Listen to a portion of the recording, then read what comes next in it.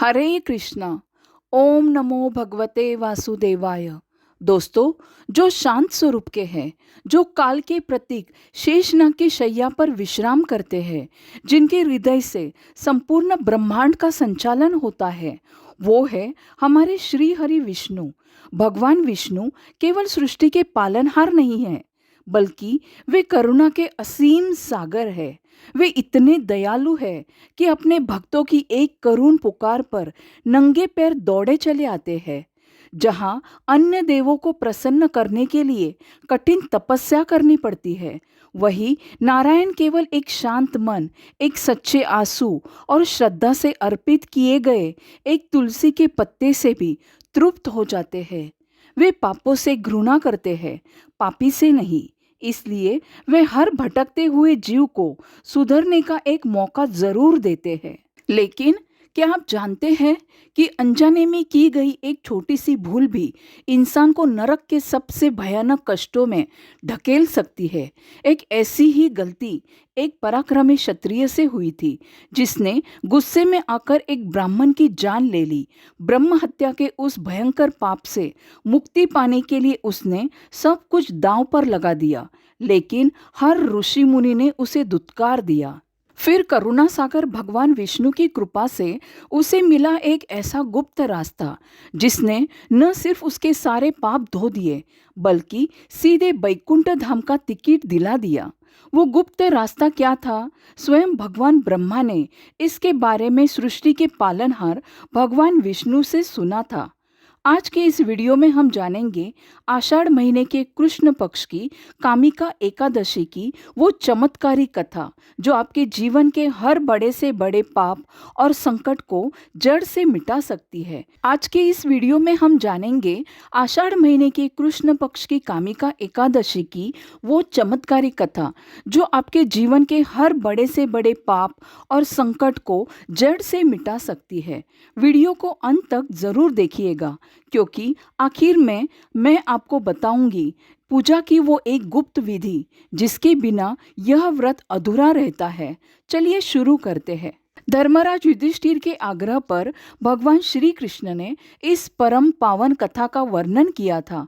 कथा के अनुसार प्राचीन काल में एक राज्य में एक बहुत ही पराक्रमी लेकिन क्रोधी स्वभाव का क्षत्रिय रहता था। एक दिन किसी बात को लेकर उसका एक सीधे साधे ब्राह्मण से भयंकर विवाद हो गया। बहस इतनी बढ़ गई कि क्रोध में अंधा होकर उस क्षत्रिय ने ब्राह्मण की हत्या कर दी। शास्त्रों में ब्रह्म हत्या को सबसे बड़ा महापाप माना गया है। क्षत्रिय को तुरंत अपनी गलती का एहसास हुआ और वह पश्चाताप की अग्नि में जलने लगा। उसने ब्राह्मण के अंतिम संस्कार में शामिल होने की इच्छा जताई, लेकिन ब्राह्मण समाज ने उसे पापी कहकर वहां से खदेड़ दिया। समाज से बहिष्कृत होने के बाद वह क्षत्रिय जंगलों में भटकने लगा। वह एक पहुंचे हुए ऋषि के आश्रम में गया और उनके चरणों में गिरकर रोने लगा। उसने कहा, हे ऋषिवर, मुझसे अनजाने में ब्रह्म हत्या का महापाप हो गया है। मुझे नरक की अग्नि से बचाइए। इस पाप से मुक्ति का कोई उपाय बताइए।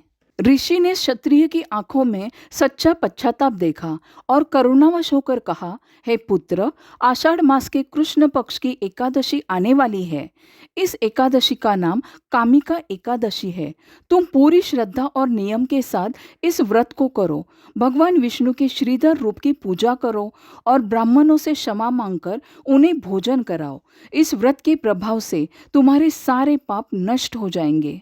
ऋषि की आज्ञा पाकर उस क्षत्रिय ने कामिका एकादशी के दिन अन्न का त्याग किया, रात भर जागकर भगवान विष्णु का कीर्तन किया और पूरी श्रद्धा से व्रत रखा। उसकी सच्ची भक्ति और व्रत के प्रभाव से स्वयं भगवान विष्णु प्रकट हुए। उन्होंने क्षत्रिय से कहा, हे क्षत्रिय, तुम्हारी भक्ति और इस कामिका एकादशी व्रत के पुण्य से तुम्हारे ब्रह्म हत्या का पाप पूरी तरह नष्ट हो गया है। अब तुम निष्पाप हो चुके हो और मृत्यु के बाद तुम्हें सीधे मेरे परम धाम बैकुंठ में स्थान मिलेगा। कामिका एकादशी का महत्व स्वयं ब्रह्मा जी ने नारद मुनि को बताया था। जो व्यक्ति इस दिन भगवान विष्णु को केवल एक तुलसी का पत्ता भी अर्पित करता है, उसे सोने चांदी के दान से भी अधिक पुण्य मिलता है। इस व्रत को करने से व्यक्ति को कुयोनि जैसे भूत प्रेत या पशु योनि में जन्म नहीं लेना पड़ता। कामिका एकादशी का व्रत रखने से अश्वमेध यज्ञ के समान फल की प्राप्ति होती है। यह व्रत बिगड़े हुए काम बनाने और मन की हर जायज इच्छा को पूरा करने वाला है। कामिका का अर्थ है इच्छा पूरी करने वाली। पूजा की गुप्त विधि और नियम, जैसा कि मैंने वीडियो की शुरुआत में वादा किया था, आइए जानते हैं इस व्रत की सबसे ज़रूरी गुप्त विधि। तुलसी पूजन। इस दिन भगवान विष्णु को तुलसी दल यानी तुलसी का पत्ता ज़रूर चढ़ाए। इसके बिना आपकी पूजा अधूरी मानी जाएगी। लेकिन याद रखें, एकादशी के दिन तुलसी के पत्ते नहीं तोड़े जाते, इसलिए एक दिन पहले ही तोड़कर रख ले। दीपदान। कामिका एकादशी की रात को भगवान विष्णु के सामने या तुलसी के पौधे के पास घी का दीपक जरूर जलाए। इससे पितृदोष से भी मुक्ति मिलती है और घर में सुख समृद्धि आती है। पारण का नियम। द्वादशी के दिन शुभ मुहूर्त में ब्राह्मण या किसी जरूरतमंद को भोजन कराकर या सीधे दान यानी सीधा निकालकर ही अपना व्रत खोले। तो भक्तों, यह थी कामिका एकादशी की पावन व्रत कथा।